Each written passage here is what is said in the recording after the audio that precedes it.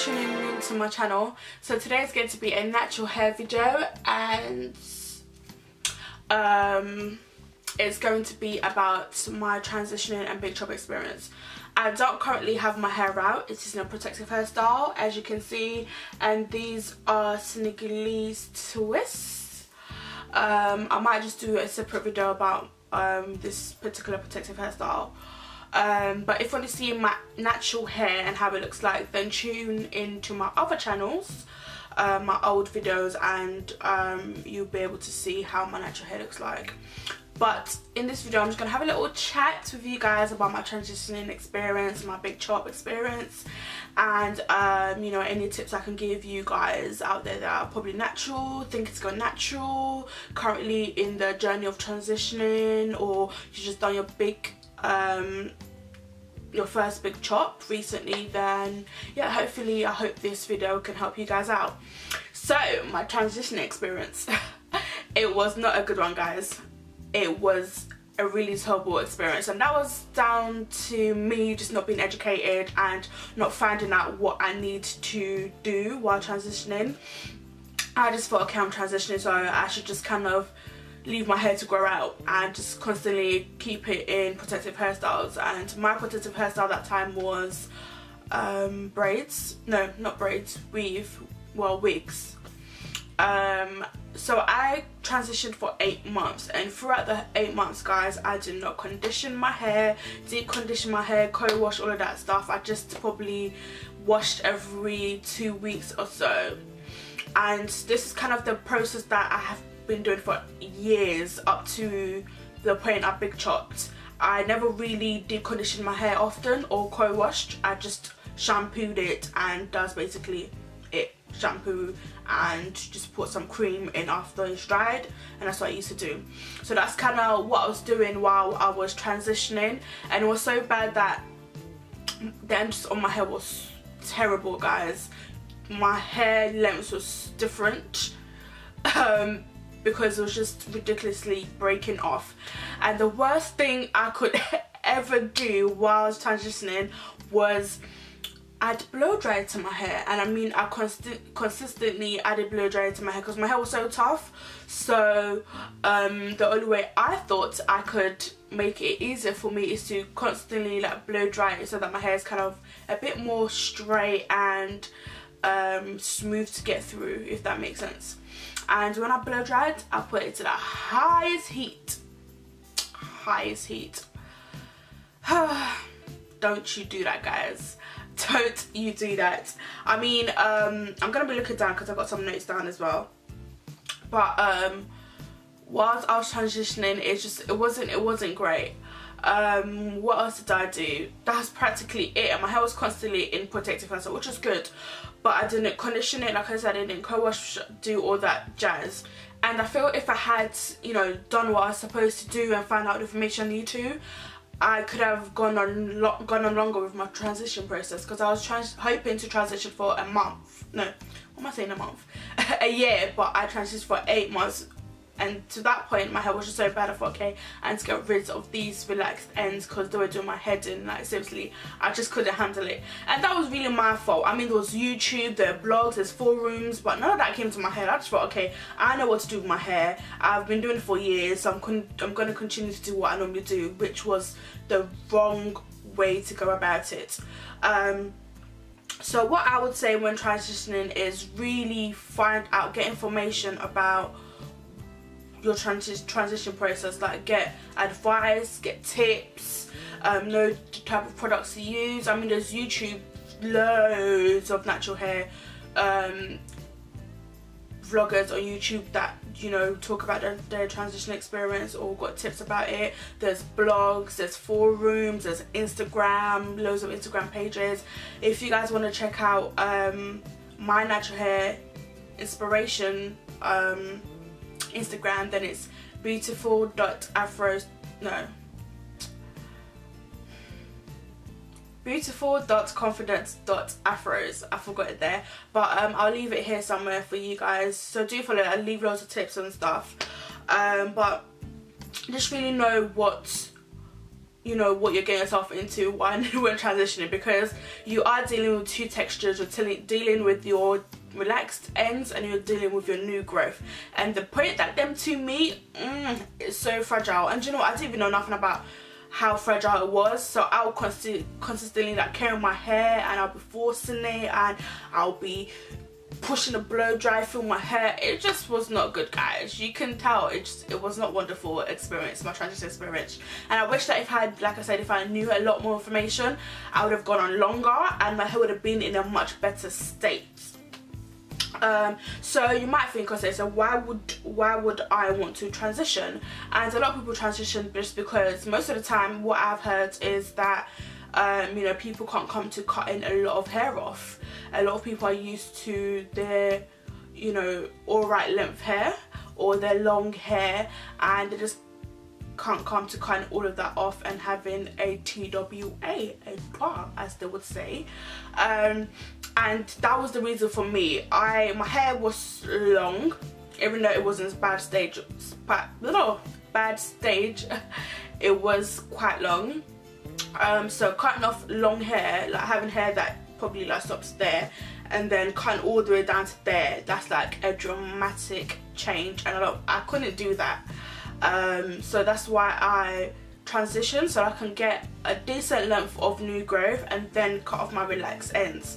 So that's probably why you want to transition.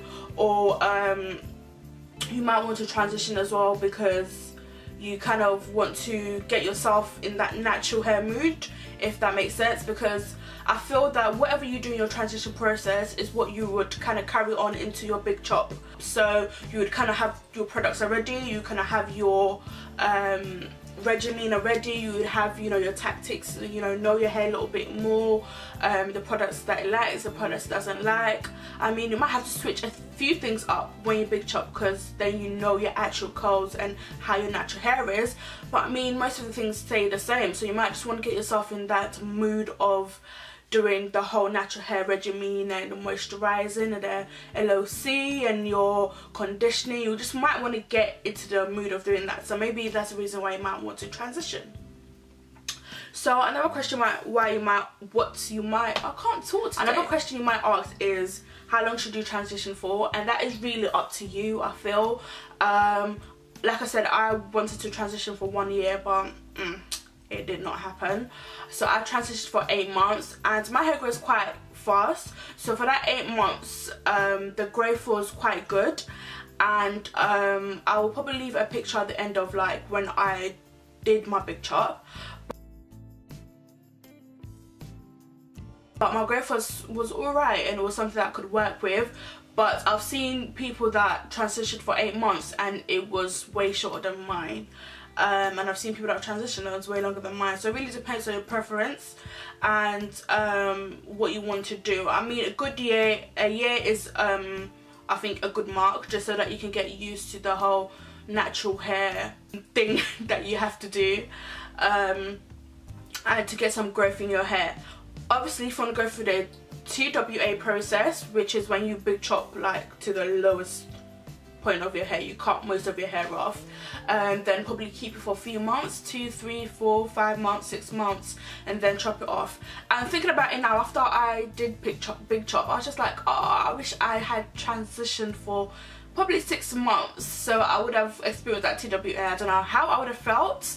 I think I would probably go mad if I did not find a way to deal with my TWA. But thinking about it, I think it would have been a good experience, because I'm having a good experience now, whereas most people are still at the beginning of the journey, still a bit, you know, wobbly about it. But I feel like I'm in a great place at the moment, and I'm currently natural.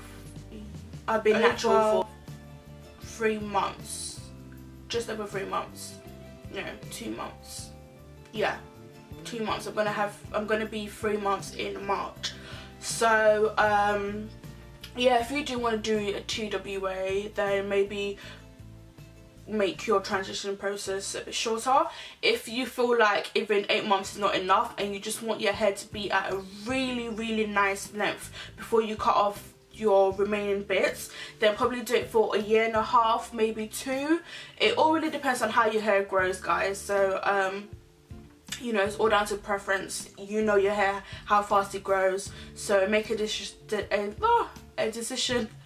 about how long you want to transition, depending on, you know, what you want to do really. Another question you might ask is, what should you do while transitioning? And like I said, you will do exactly what you will do when you big chop. You know, you co-wash consistently, you deep condition consistently, you shampoo consistently, you moisturize every night, every other night, depending on how your hair is. But I feel if you get into that habit of doing it, when it gets to the big chop, it won't be as bad. So you know, like I said, do find information on, you know, it could even be someone who is currently natural and the stuff that they do. You can definitely do that while you're transitioning. And also find protective hairstyles that work for you. So whether it's twist outs, whether it's braid outs, whether it's wigs, whether it's weave. I feel that wigs and weave keep the ends away from this terrible weather we have here in the UK. So especially for summer that it's cold, I feel that it's better just to keep the ends away, because those are the bits that are kind of very old and easily dries out because of the cold weather. So if you keep them away, I feel it's better. But if it isn't a protective hairstyle, still remember to maintain your hair underneath whatever protective hairstyle you do. So like the pros and cons, I mean, while transitioning, it's good to get to know your hair, and like I said again, get into the routine and the habit of doing what you will do when you get into your big chop stage. And I mean, it's fun to see your hair grow, if you know what I mean. I feel like you see your hair grow easily when you have your relaxed ends at the end, because obviously you can see your new growth. I find that really exciting, and it boosts up your confidence a bit more for when you want to big chop. The only cons I'll say is that it's just really hard to maintain, because you are working with two textures, and at the beginning it will be quite hard because you're just getting yourself into the whole routine and the whole regimen of, you know, consistently conditioning, moisturizing, deep conditioning, hot oil treatments and all of that. It will be quite hard at the beginning, but it's all for your benefit. If you don't want your hair to turn out like mine, guys, make sure you take care of your hair while transitioning. So when it gets to the big chop stage, it will be a lot more easier for you. I mean, right now I'm not really having any problems. I'm just lucky. I think I just big chopped at the right point. If I left my hair any worse or any longer, my hair I would have had to do a TWA, because my natural hair right at this point is shorter than all of my hair, because my hair had broken down to literally like this point. So when I big chopped, I didn't obviously want to big chop that low, so I did go quite low on this part, but I'm gonna let it grow out. But yeah, so that's my transition experience.